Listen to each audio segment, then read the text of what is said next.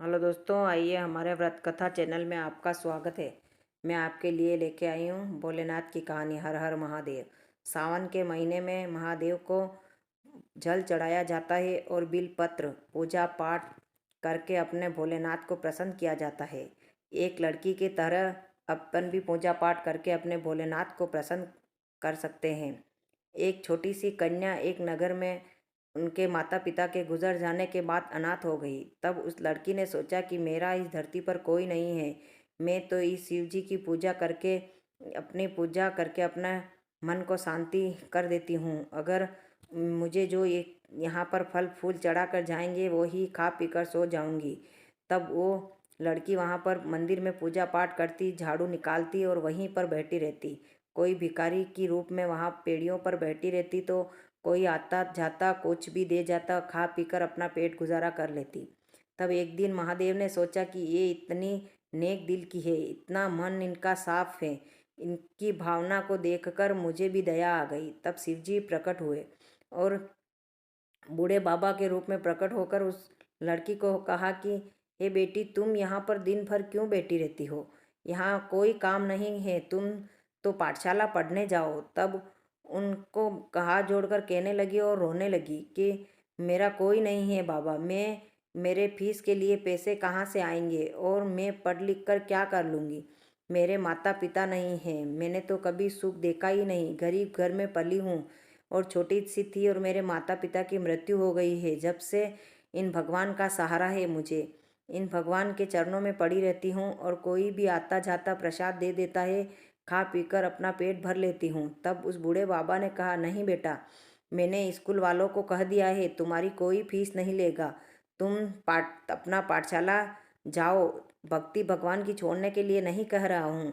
दोनों टाइम आकर भगवान की भक्ति करो, पूजा अर्चना करो और तुम यहीं पर सो जाना। लेकिन पाठशाला पढ़ने जाना बहुत ज़रूरी है क्योंकि ज़माना बहुत ख़राब है। अगर तुम पाठशाला पढ़ने नहीं जाओगी तो तुम आगे नहीं बढ़ पाओगी और तुम्हें आगे बढ़ के अपने माता पिता के मरने का तुम्हें अफसोस नहीं है क्या? तुम माता पिता को क्या यही कहोगी कि मैंने जीवन में आकर कुछ नहीं किया है, इस भगवान की पूजा अर्चना करके ये मंदिर का प्रसाद खा के ही मेरा जीवन व्यतीत किया है। तुम्हारे माता पिता तारा बनकर सभी देख रहे हैं। अगर तुम्हारे माता पिता को अच्छा लगेगा, तुम मंदिर की पूजा अर्चना करके पाठशाला पढ़ने जा सकती हो और आके भी तुम मंदिर में भगवान की पूजा कर सकती हो। तो उस बूढ़े बाबा की बात मानकर वो कन्या स्कूल में चली गई। तब स्कूल में भी वही बाबा टीचर बने हुए थे, तो उन्होंने उनकी कोई फीस नहीं मांगी और वो पढ़ती रही। जब तक टीचर एक सवाल पूछते तो उनका चार जवाब दे देती, सबसे फर्स्ट आती। तो उन अमीर घरों की लड़कियां उनसे जलने लगी और कहने लगी, अमीर घरों की लड़कियां उससे जलती तो उसने एक दिन जलस के मारे उनके उनके बस्ते में सांप डाल दिया। सांप डालकर उसने सोचा कि अगर ये सांप उससे खा जाएगा और ये इनकी मृत्यु हो जाएगी और ये अपने से फर्स्ट भी नहीं आ पाएगी। फिर भी शिव जी का सांप बना हुआ था तो हार बन के हाथ में आ गया और उसने कहा कि ये हार किसका गुम हो गया है? तो टीचर ने कहा, ये तो मेरी पत्नी का है, लाओ मुझे दे दो। ले जाकर अपने पास रख लिया। फिर भी वो शिव जी बने हुए थे, उनको सब पता था कि किसने ये सांप डाला है। उसी दिन घर जाकर रास्ते में देखा तो उस जिसने सांप डाला था, जिसके सांप पीछे पड़ गया, दौड़ दौड़ कर परेशान हो गई और अपने घर पर जाकर माता पिता को बताया कि आज तो रास्ते में मुझे सांप काट लेता। तब उन्होंने कहा कि तुमने ऐसा क्या किया है? तो माता पिता को यह बात बताई कि हमारे क्लास में एक लड़की है जो बहुत फर्स्ट आती है और गुरुजी भी सब उसी के मान रखते हैं, हमारा कोई मान नहीं रखता।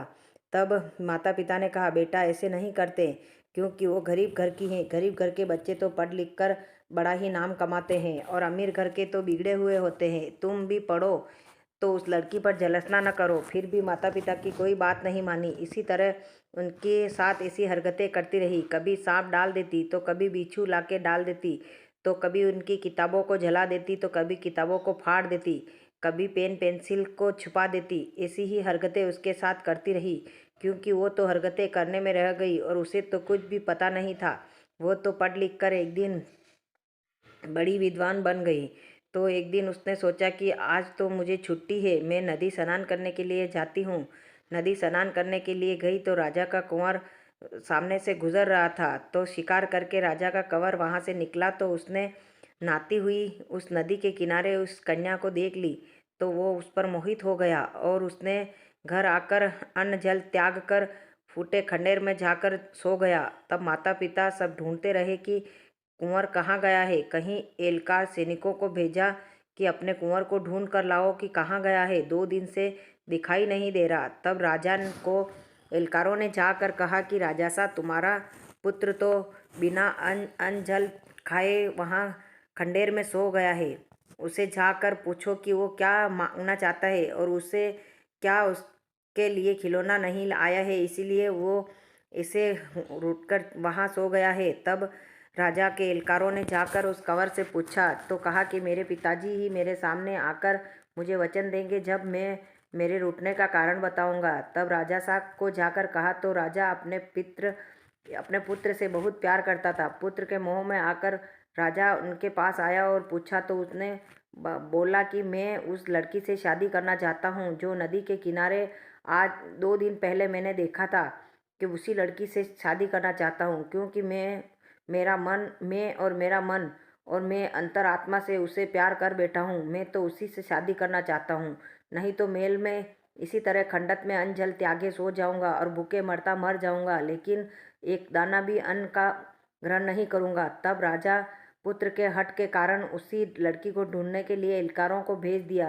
कहीं पर वो लड़की दिखाई नहीं दी। तब आकर पुत्र को कहा कि पुत्र, वो लड़की कहीं पर भी दिखाई नहीं दी है और कोई उनके लिए हाँ नहीं कहा है। अब किससे जाकर तू विवाह करेगा।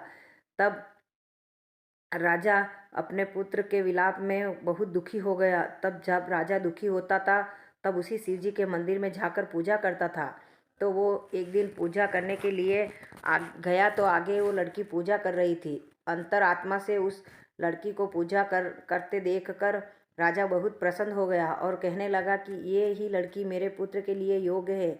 जो कोई नदी में स्नान कर रही थी, जो लड़की मेरे पुत्र के योग नहीं है, उनका तो बचपना है, लेकिन ये लड़की मेरे पुत्र के योग है। उसको जाकर कहा कि बेटा, क्या तुम्हारे माता पिता कौन है और तुम कहाँ की रहने वाली हो और तुम्हारा नाम क्या है। तब उन्होंने कहा कि मेरा माता पिता कोई नहीं है, मेरे माता पिता तो इच्छा है।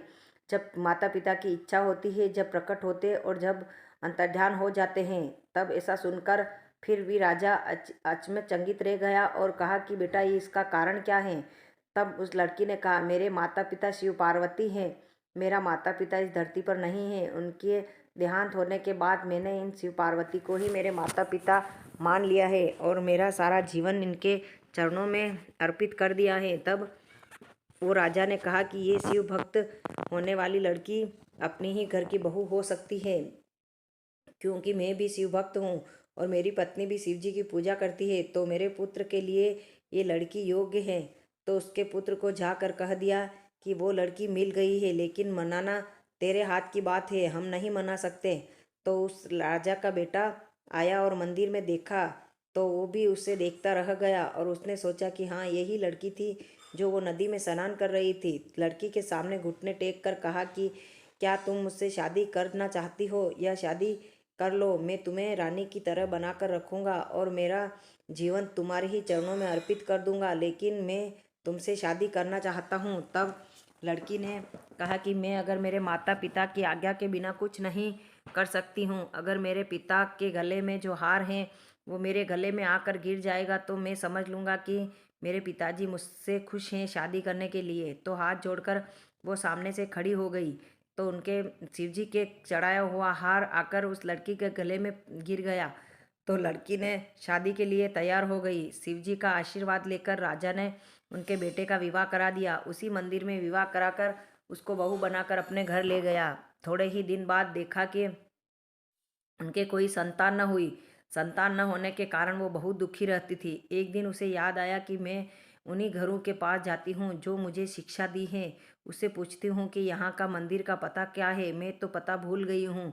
तब उसी गुरुजी के पास गई तो वहाँ पर कोई स्कूल दिखाई नहीं दिया और कोई भी गुरुजी शिक्षक कोई भी दिखाई नहीं दिए। तब वहाँ से रोती हुई राजा के पास आई और राजा को कहने लगी। तब राजा ने कहा कि मैं तुम्हारे आँखों में जैसे बसे हैं, जैसे इस तस्वीर बना दो, मैं वैसे ही भोलेनाथ का भव्य मंदिर बनाऊँगा और तुम पूजा अर्चना करके फिर तुम्हारे पुत्र की कामना के लिए वर माँग लो, क्योंकि अपने के वंश वंश अपने राज्य के लिए चाहिए। मैं तुम्हें दुःख नहीं देना चाहता हूँ, लेकिन मुझे पुत्र चाहिए। तब उनके ससुर जी के कहने पर उसने वहाँ पर अपने प्रभु की वही प्रतिमा बनाई जो उसने पूजा अर्चना की थी। तब सोते हुए भगवान ने कहा, बेटा तुम प्रतिमा मत बनाओ, क्योंकि भगवान प्रतिमा में नहीं रहते हैं, कहीं मंदिर में मूर्तियों में भगवान नहीं है, वो तो पत्थर की बनी हुई है।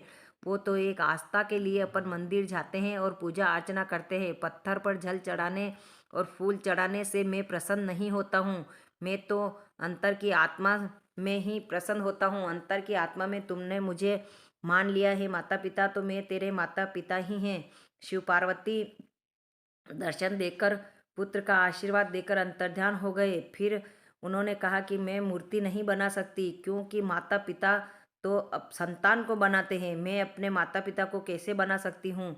मैं अपने मन में अंतर आत्मा में ही मेरे माता पिता को मान लेती हूँ। और 9वें महीने में उनके पुत्र की प्राप्ति हो गई। राजा ने बहुत आनंद से भव्य मंदिर बनाकर अपने शिव जी की स्थापना की और पुत्र ने और रानी ने राजा ने सभी जीवन भर शिव जी की पूजा करते रहे और कभी उनके दुख का पहाड़ नहीं आया। तब राजवासियों ने कहा कि राजा, ये रानी एक नगर की गरीब लड़की है, इसने इतनी भक्ति की जिससे इसने शिव पार्वती जैसे माता पिता को पाया है, और तुम्हें राजा दशरथ और राजा राम जैसे पति पाया है, और राजा दशरथ और कौशल्या जैसी सास ससुर पाए हैं, तो हमें भी इसका कारण बताइए और हमें भी तुम्हारी बहू से कुछ पूछना है। तब सभी नगरवासी उलट कर आए तो उसने कहा कि मेरे व्रत का क्या नाम दूँ, मेरे व्रत का मुझे भी पता नहीं है कि मैंने क्या तो भक्ति की है और क्या पूजा पाठ की हैं। तब उन्होंने अपने मन आंखें बंद कर कर अपने मन को पूछा, तो मन ने कहा कि